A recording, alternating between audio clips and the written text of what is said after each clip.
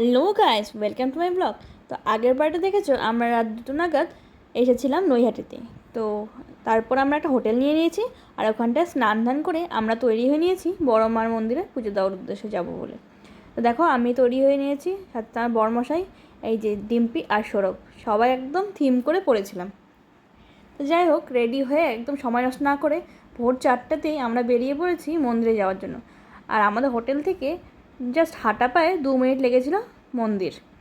তো ভোরবেলায় সুন্দর ফ্রেশ হাওয়াতে সবাই মিলে চলে গেলাম মন্দিরের জন্য। আর কথা বলতে বলতে 2 মিনিটের মধ্যে পৌঁছে গেছিলাম মন্দির। তখনও গিয়ে দেখি মন্দির খোলেনি, মন্দির তখনও বন্ধ ছিল।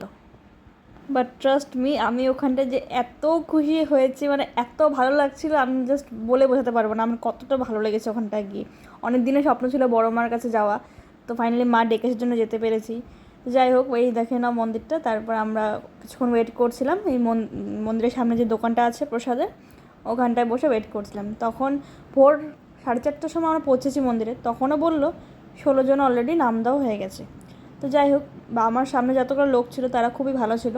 তারা বলল, আপনারা তো এত দূর থেকে এসেছেন, যেহেতু আমরা আসাম থেকে গিয়েছিলাম, তো বললো আপনারা একটু সামনে গিয়ে দাঁড়ান, আপনারা আগে চলে যান লাইনে।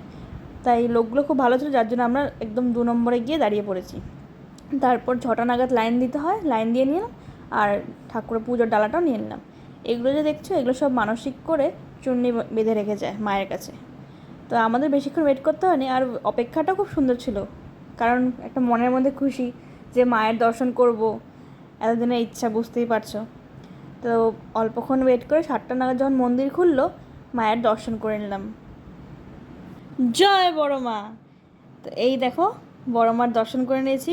আর ওখানটায় গিয়ে কোনো ফটো ভিডিও করতে পারিনি, কারণ করতে দেয়নি। আর দ্বিতীয় কথা, মাকে দেখে সব ভুলে গেছি ফটো ভিডিওর কথা, তাই 2টো ফটো ছিল অ্যাটাচ করলাম।